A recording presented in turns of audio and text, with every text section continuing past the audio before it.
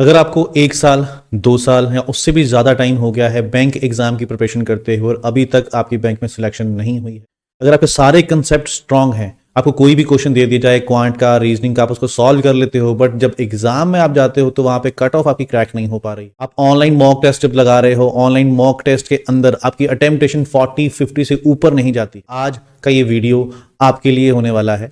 IPS clerk का exam चल रहा है, तो आज के इस वीडियो में हम बैंक एग्जाम से रिलेटेड ही कुछ बात करेंगे कि कौन से ऐसे 3 रीजन हो सकते हैं जिसके कारण हमारे कंसेप्ट अच्छे हैं, हमारे 1 साल 2 साल की प्रैक्टिस है, बट फिर भी कहीं ना कहीं हमारा एग्जाम क्रैक नहीं हो पा। चलिए डिस्कस करते हैं कौन से ऐसे 3 कारण हो सकते हैं, कौन से ऐसे 3 कारण हैं जिसके कारण हमारा एग्जाम क्रैक नहीं हो पा रहा है। तो पहला कारण जो है, सेम स्ट्रेटजी फॉर 2 पेपर्स, कि दोनों पेपर्स की स्ट्रैटेजी जो है वो हम सेम ही रखते हैं। हमको क्या है, जो एग्जाम सेट करता है एग्जामिनर्स, उसका माइंड सेटअप, उसका क्या माइंड सेटअप है, उसने क्यों 2 पेपर बनाए हैं। दोनों पेपर का सिलेबस सेम है। क्वांट का सिलेबस देख लीजिए, आप रीजनिंग का देख लीजिए, इंग्लिश का देख लीजिए, दोनों का पेपर सेम है। सिर्फ एक जीके और कंप्यूटर एक्स्ट्रा होता है मेंस एग्जाम के अंदर। तो फिर अगर सिलेबस सेम है तो फिर 2 पेपर रखे क्यों हैं? सिर्फ एक जीके और इंग्लिश चेक करने के लिए? नहीं, दोनों पेपर की स्ट्रैटेजी अलग अलग है। पहला पेपर आपका टोटली बेस्ड होता है स्पीड के ऊपर, कि आपकी स्पीड कितनी ज़्यादा है, आपकी कैलकुलेशन कितनी फास्ट है। पहले पेपर में आपका सिर्फ स्पीड चेक की जाती है कि अगर आप एग्जाम देते आपको टाइम हो गया है तो आपको पता है कि यहाँ पे सिलेबस लिमिटेड है। मैथ की बात की जाए तो सिलेबस में क्या आता है आपका, simplification, DI, quadratic equation, number series, ये चैप्टर अगर आप कर लोगे अच्छे से तो 25 नंबर आपके अच्छे से बन जाते हैं। बट फिर भी कुछ बच्चे ऐसे हैं जो 20 मिनट का टाइम मिलता है, वो सिर्फ सिंप्लीफिकेशन के 5 क्वेश्चन ही कर पाते हैं, इससे ज़्यादा क्वेश्चन हो ही नहीं पाते उनसे। तो फर्स्ट पेपर आपका स्पीड के ऊपर है कि आपकी सिर्फ और सिर्फ स्पीड चेक की जाती है पहले पेपर में।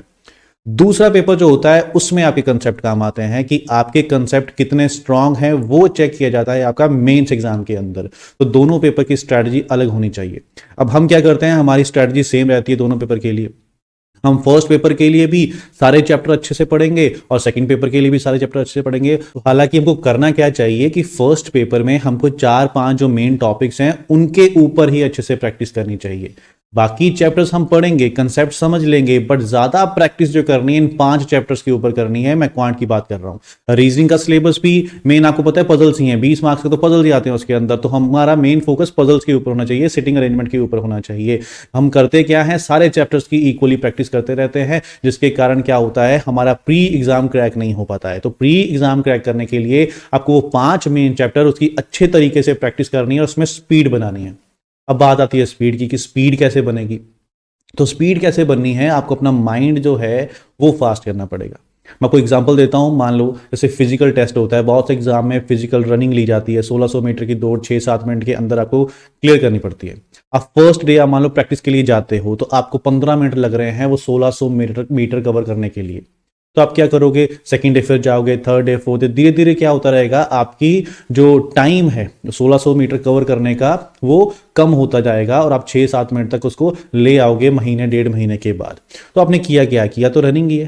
पहले दिन भी रनिंग की थी, सेकंड दिन भी रनिंग की है, बट आपकी क्या है, रनिंग की अप्रोच चेंज हो गई है। ऐसे ही आपको सेम चीज अप्लाई करनी होती है कैलकुलेशन में। सबसे पहले आप कंसेप्ट समझोगे, इसको मैंने करना कैसे है। जब एक बार कंसेप्ट समझ लिए आपने, फिर आपको अपने माइंड को शार्प करना है कि आपकी कैलकुलेशन जो है आधे से ज्यादा माइंड में चलनी चाहिए। नंबर्स आपके माइंड में बैठे होने चाहिए। 16 इंटू 6 क्या होता है, 21 इंटू 9 क्या होता है। जितना आप माइंड में सोचोगे उतने नंबर आपके माइंड में बैठेंगे, और जितने नंबर आपके माइंड में बैठेंगे आपकी कैलकुलेशन फास्ट होती जाएगी। ठीक है, इसके भी कुछ टिप्स होते हैं, ट्रिक्स होते हैं, वो सब हम डिस्कस करेंगे। ठीक है, उसके बाद आगे चले अगर हम मेंस के लिए, तो मेंस में आपके कंसेप्ट काम आएंगे। आपको प्रॉपर अच्छे तरीके से हर चैप्टर की नॉलेज होनी चाहिए। एक एक चैप्टर के आपके कम से कम 100 क्वेश्चन तो आपको सॉल्व करने हैं। ठीक है, कोई भी एक बुक पकड़िए, आप उस बुक को कंप्लीटली सॉल्व कर डालिए। अगर आप वो बुक सॉल्व कर देते हो, आपके अंदर कॉन्फिडेंस आ जाएगा कि मैंने एक बुक अच्छे तरीके से सॉल्व कर ली है। फिर आप दूसरी बुक पकड़िए, उसके अंदर प्रैक्टिस कीजिए, इस तरीके से आपके कंसेप्ट स्ट्रांग होंगे। ठीक है, बहुत से आपने ऐसा देखा होगा, कई इंस्टीट्यूट में चलते हैं crash course, 1 month crash course, 15 days crash course. तो 1 मंथ के अंदर आप भूल जाइए आपका एग्जाम क्लियर होने वाला है, नहीं होने वाला है। आपको कम से कम 5 मंथ तो चाहिए बैंक एग्जाम क्रैक करने के लिए, जिसमें 2.5 मंथ हम लेके चलेंगे सिर्फ अपने कंसेप्ट को स्ट्रांग करने के लिए, कंसेप्ट पॉलिश करने के लिए। उसके बाद आप आओगे स्पीड के ऊपर। ठीक है, तो ये पहला कारण हो सकता है आपका एग्जाम ना क्लियर होने का। तो अब चलते हैं सेकंड रीजन के ऊपर कि सेकंड रीजन क्या हो सकता है एग्जाम ना क्लियर होने का। तो वो हो सकता है टारगेट मल्टीपल एग्जाम्स, कि आपने मल्टीपल एग्जाम्स को टारगेट किया हुआ है, कि आपका टारगेट सिर्फ बैंक में जॉब करना नहीं है, आपका जो टारगेट है वो सिर्फ गवर्नमेंट जॉब लेना है, कि कोई भी गवर्नमेंट जॉब आपको मिल जाए।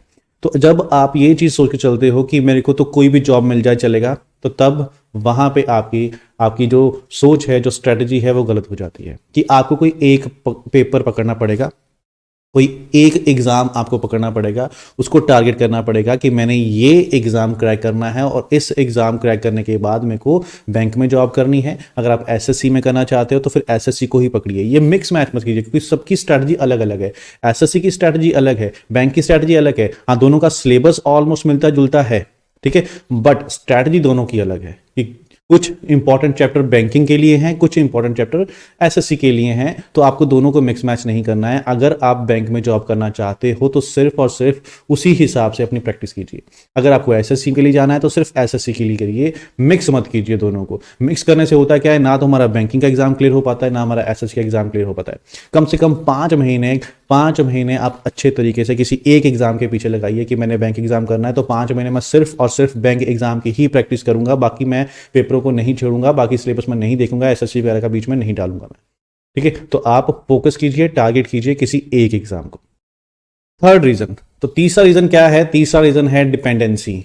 डिपेंडेंसी से मेरा मतलब है कि स्टूडेंट डिपेंड हो जाते हैं कोचिंग इंस्टीट्यूट के ऊपर, जहां से वो कोचिंग ले रहे होते हैं, कि कोचिंग इंस्टीट्यूट मैंने ज्वाइन कर लिया है, बस अब कोचिंग इंस्टीट्यूट का काम है मेरा एग्जाम क्रैक करके देना।